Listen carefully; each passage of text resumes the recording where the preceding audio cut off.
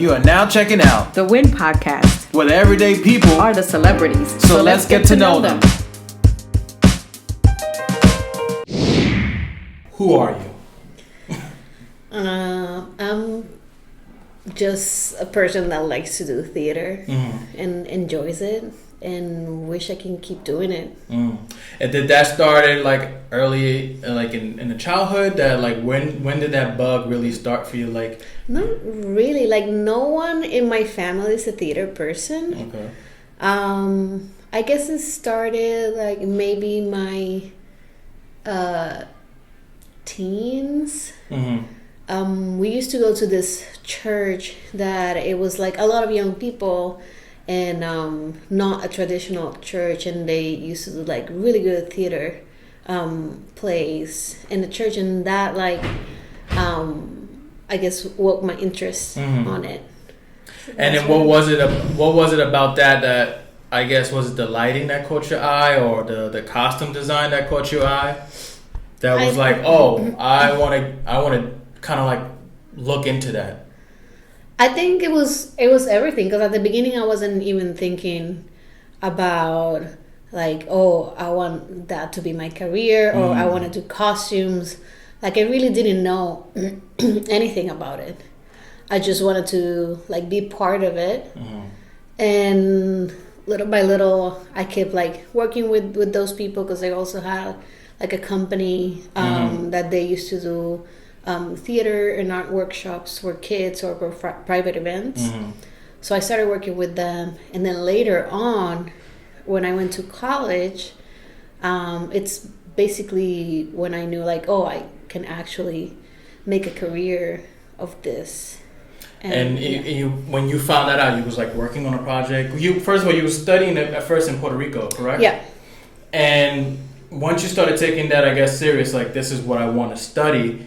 What made it click for you? Like, I want to do this as a career. I can actually do this as a career. Was it something that you was working on that it all clicked, or it was a couple? I guess once I was in college, I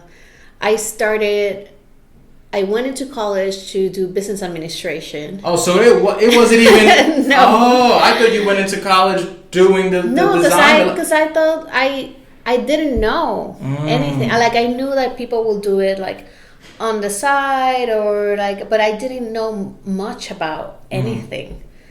So then talking with a friend, she told me like, oh, I'm studying theater, but I'm doing educational theater. So I have my teacher's license, but I still take all the drama classes. Like, okay, that sounds good. And business administration wasn't going good. So I changed, and then it's when I started taking all my drama classes and education. So I do have like my teacher license from Puerto Rico, from kindergarten to senior. Now, was it a tough decision for you to go from business to this other world that you was interested in, or it was just a feeling inside that like, I'm not happy here, let me just move anyway? No, because the reason for me to do business administration, it's like I have always had this interest for the arts. So I was thinking more about like fashion and having my own business, but it was with the thought of like having my own business in the arts, in fashion, or in something like that. So it wasn't hard. It was like, I'm just gonna do this. Nice. Because this is the business administration. It's not for me.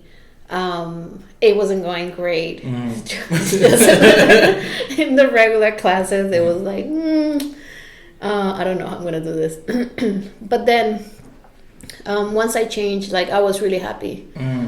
I felt that was my place, and still at that point I didn't know.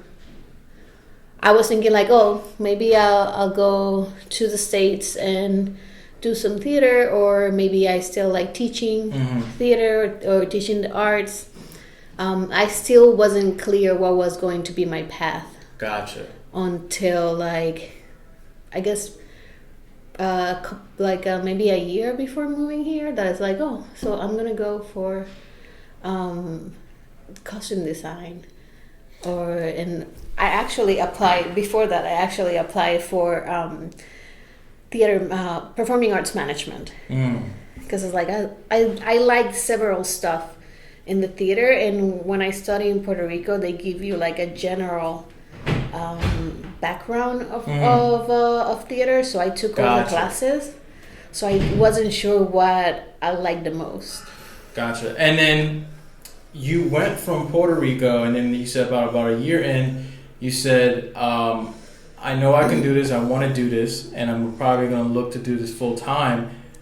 Then you came to New York, correct? Yeah.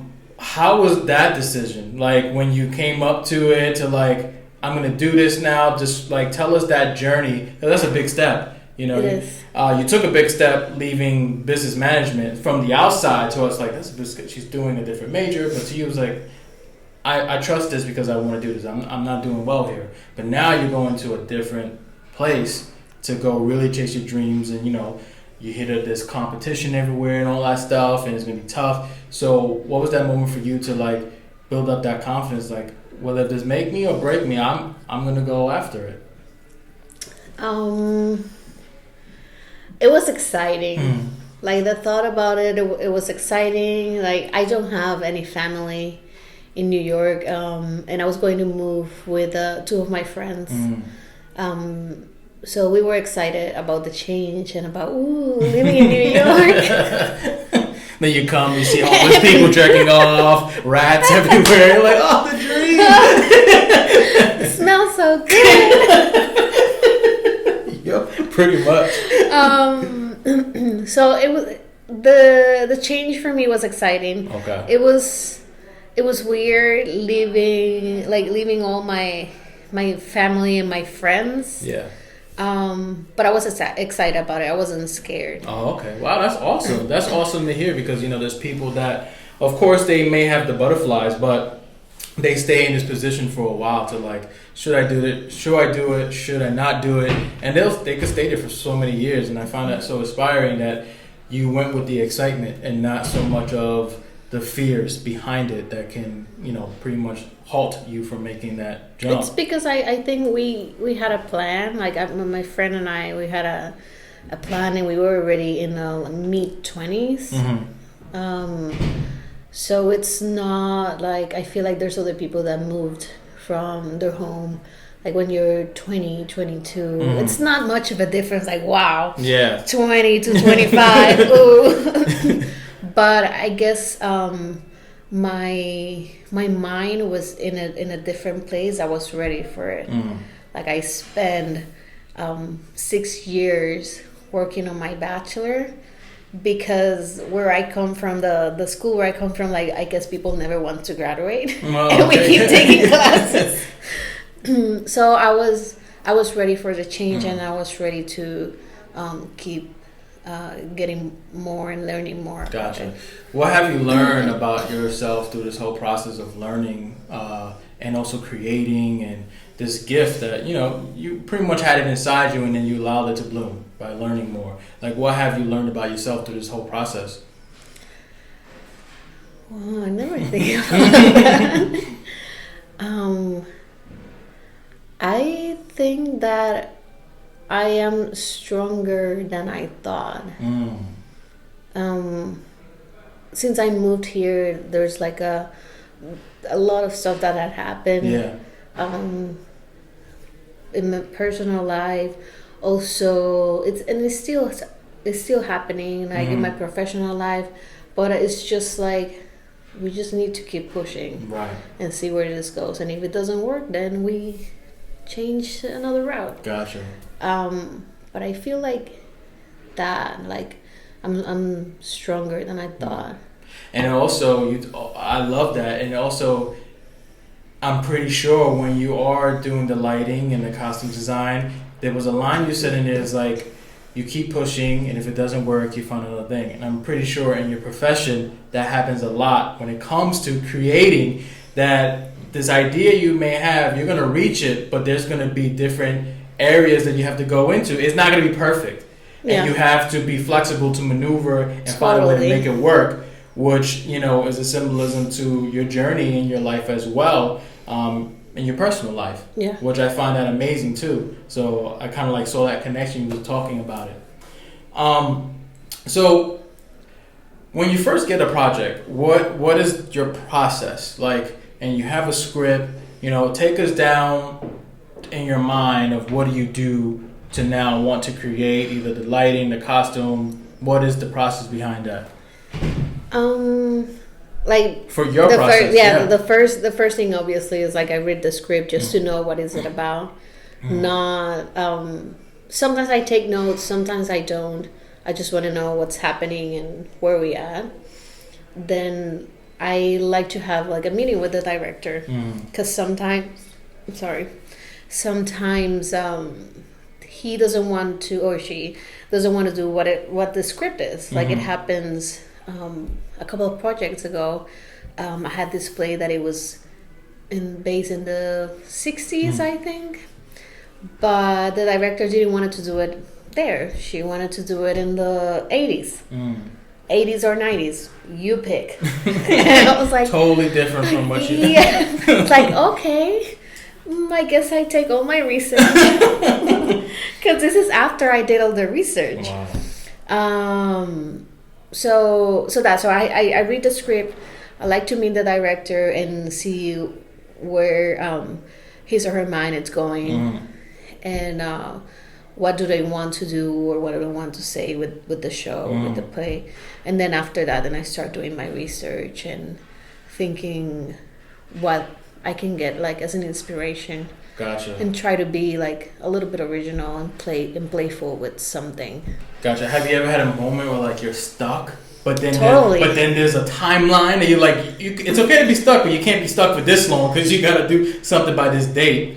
Totally. What do you do in those moments? Do you freak out or do you say, Karim, it's okay, go take a walk, like let it come to you? Like I definitely freak out. Because you have timeline, especially when it's costumes. Because when it's I think like for lights, it's a little bit more flexible because you don't have anything until you get there.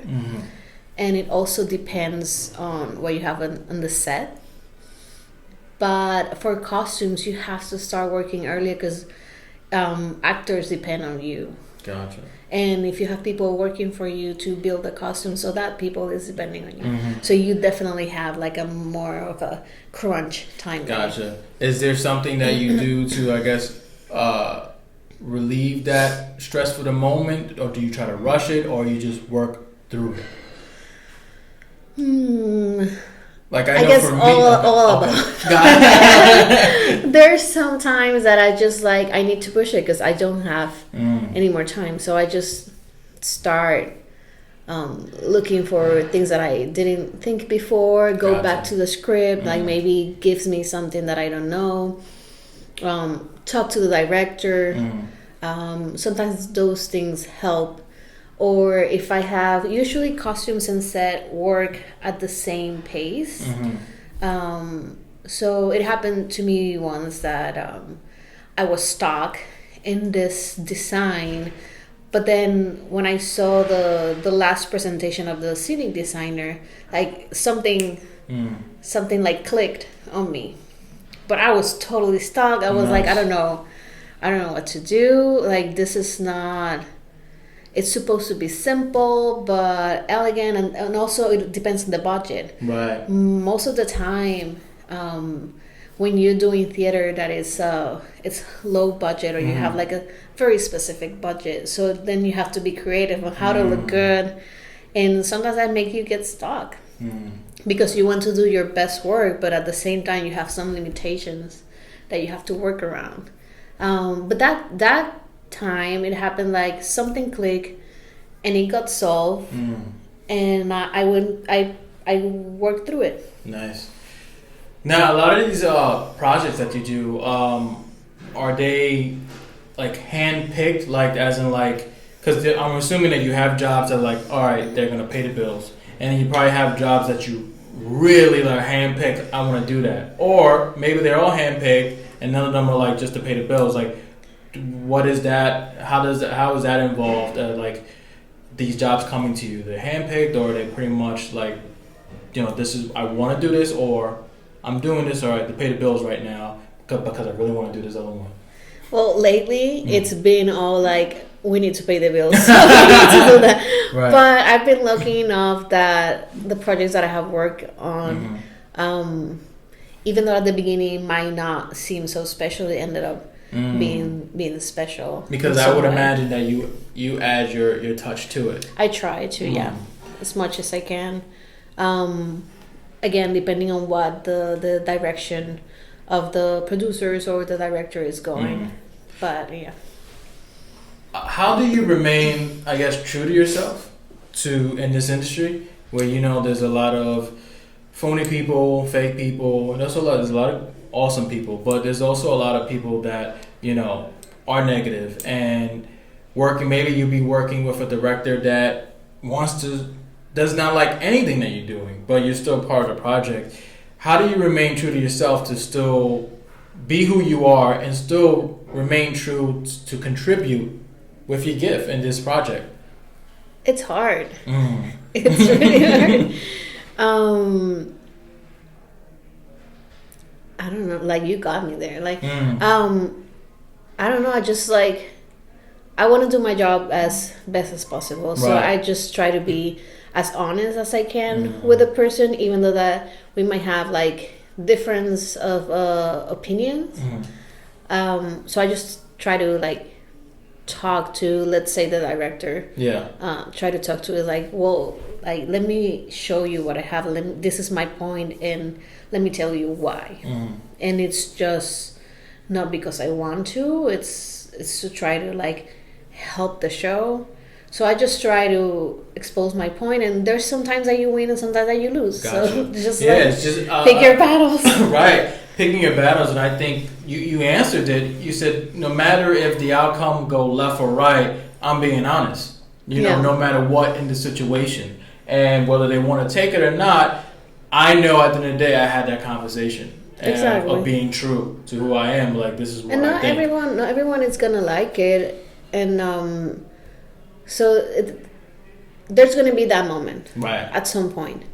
So it's well, I'll try. This is what I wanted to do, and this is why. But if you don't want it, then at the end of the day, you're the director, or we're doing this, because theater, it's not a single person. It's a group. So you also have to be aware of what other designers are doing. Where are we going? So you just try to put your ideas and put your point across as best as you can. How did you manage to pretty much tell your family this is what I want to do, and knowing that they didn't come from an artistic background, and you pretty much broke the mold, and what you're doing is unknown to them in a sense, where you are a success, and you showed that to them plenty of times. Whether they see it or not, in the beginning it was all right, but they see that you're still hustling, you're still doing this, and you have done shows. Did you look for your family approval, or it was one of those things whether you accept it or not, I want to do this, whether you gave me a blessing or not? How do you... I think I was blessed enough that I just was blessed that my family never pushed back. Even though that they might not understand the whole of it, but I didn't. If I had a little pushback, it was from my dad, but it wasn't bad either. Right. It was concern. Yeah, it was just the not understanding, and still sometimes but why you don't look for a job in Disneyland? It was well, it's not exactly that. Right. No, I get that too, and the stuff that I do. My mom, of course, in the beginning was just when I'm going to see you on Telemundo, when I'm going to see you on these shows and all stuff. I'm Mom, there's more to that. This is what I do. Okay, and I did the first show, and she's and then she came to it. She saw the success, and it was sold out, and people was yelling and all that stuff and cheering. And then I think it was the next day I'm on cloud 9, and she calls me. And she's like, "Oh, Ricky, I'm so happy. I'm so proud of you." And she says, I said, "Yeah." I said, "You gonna do any more shows?" "Yeah, I got a show next week." She says, "The same show? You just did it. Why are you gonna keep doing it?" She's like, "People are not gonna laugh again." And I'm like, "Mom, I keep doing the same show for new people." She's like, "All right, if you want to keep doing that, but I think you should do another show." but I'm like, in my mind, I was gonna like attack her. I was like, "You don't understand. It takes years to do this to right." But I'm like, No, I just like every she doesn't time. know that world, and If it's my okay. if my dad said something, I'm just like, yeah, okay, I'll check. Exactly. And that's perfect because I want to know, what keeps you going to do this, and of course, there's the whole beauty of it, and there's also the other side of the grind. Family involved at times, and in your personal life as well. What keeps you going to do this? Wow, you ask me questions that I never think. Maybe that one I have lately. I've been thinking about it, why I keep doing this. I think it's just I really love it. And I just can't see myself doing something else because I have done it. Right. When I worked here, I started working in a dental office, and I was making steady money, but I wasn't happy. And yes, I have good and bad moments depending on the show or depending on what I'm working on, but I have this something inside me that is just this is what I want to do, this is what I'm supposed to do.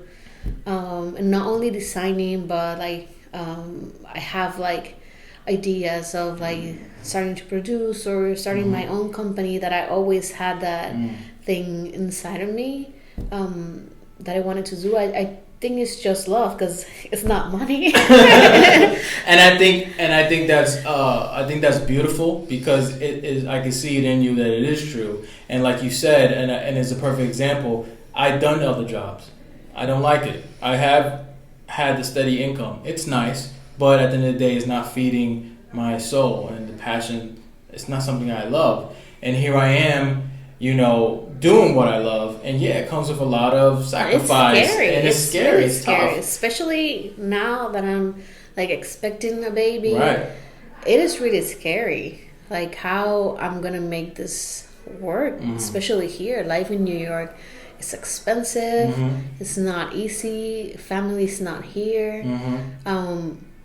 So I just don't know other thing to say that I really love it, and I want to keep doing things and things that I don't see in Latino theater here.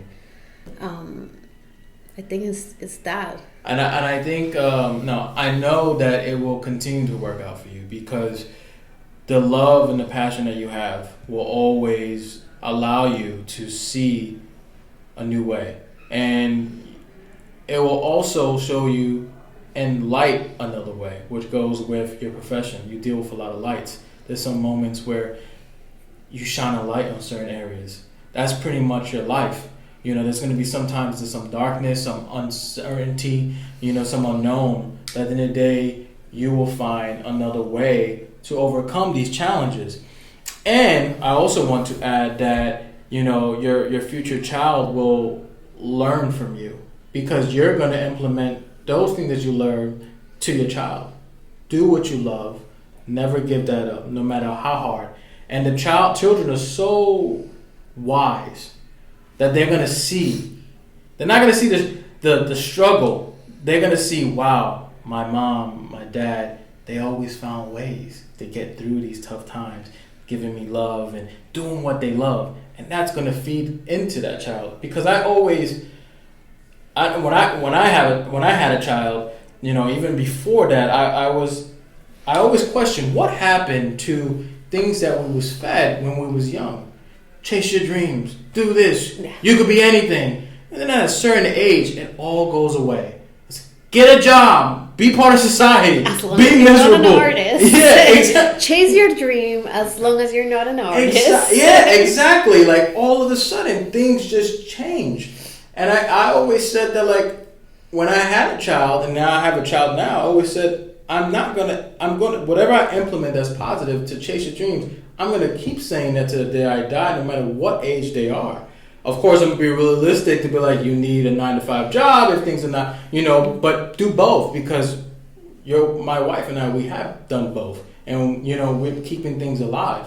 So it will continue to work for you, and I think that's a beautiful thing, because at the end of the day, it comes from a pure place of love. What advice would you give to others, that want to start it out, that've been in your position, and maybe they're just pretty much kind of like stuck? Just to try. Mm. It doesn't hurt to try. Like I said before, like sometimes some things might not work, and you just look for another way. Or maybe trying, you figure it out like, oh no, this is not exactly what I thought it would be. Mm. So I guess just to try and keep working on whatever it is that you want to do. And things will come by. Like, as I said, like at the beginning, when I started in working in theater, I didn't know anything about it. I didn't know I wanted to be a costume designer or a lighting designer. I just wanted to work. Mm-hmm. I just wanted to be there. And everyone, the first thing that they think when you say like, oh, I work in theater, oh, you're an actor? I was like, no.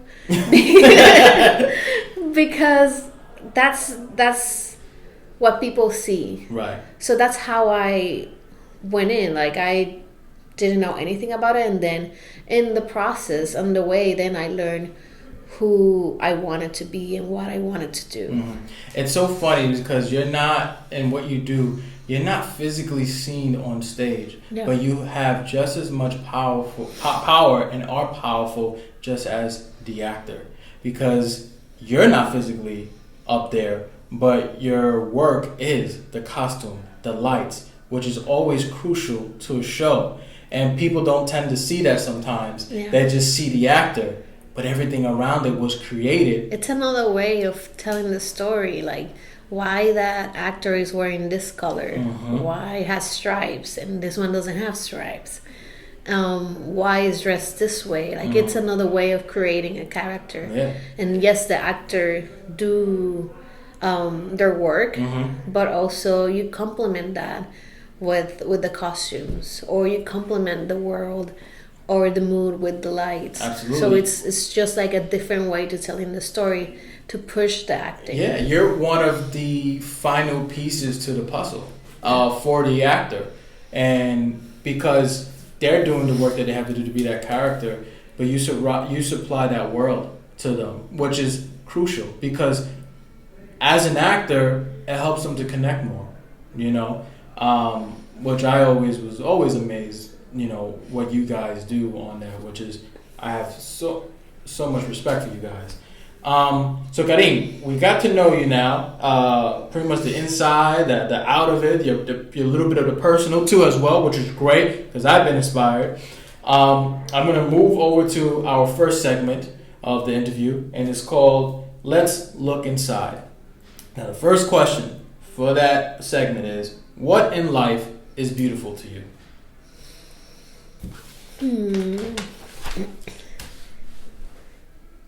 Sharing with family. Sharing with family. Yeah. Awesome. Yeah, I'm not. You don't need to give big answers. Some people was like, I'm not a big answer person. That's awesome. No, sometimes people are like, oh, I feel like I gotta get super deep. I'm like, no. What in life is beautiful to you? Just tell me. And I think that's awesome. Sharing with family. Yeah, I really, and I came to appreciate more that now when you don't have them close. Question number 2 for that segment is, if we can push the brakes on your life right now, what is something you could pay more attention to in your life?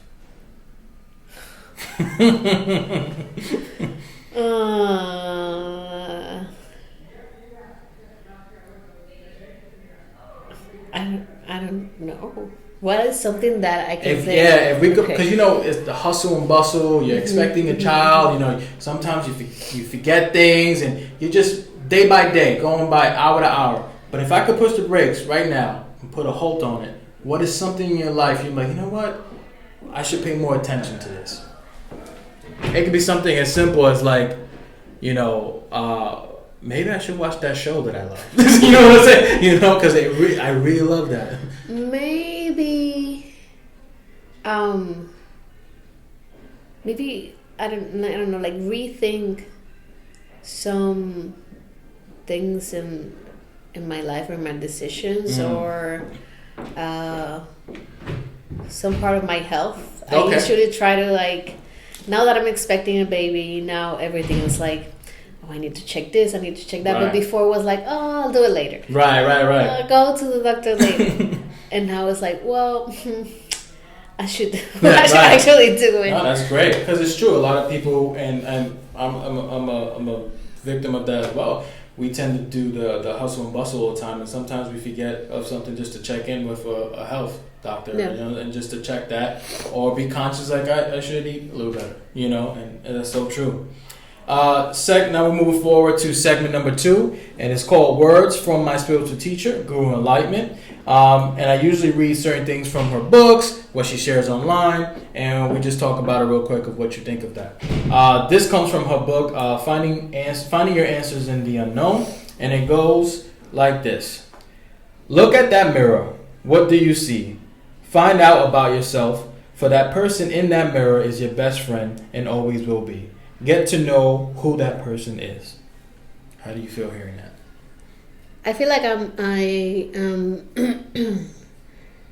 in a point of my life that I'm starting to do that now, or starting to understand that now.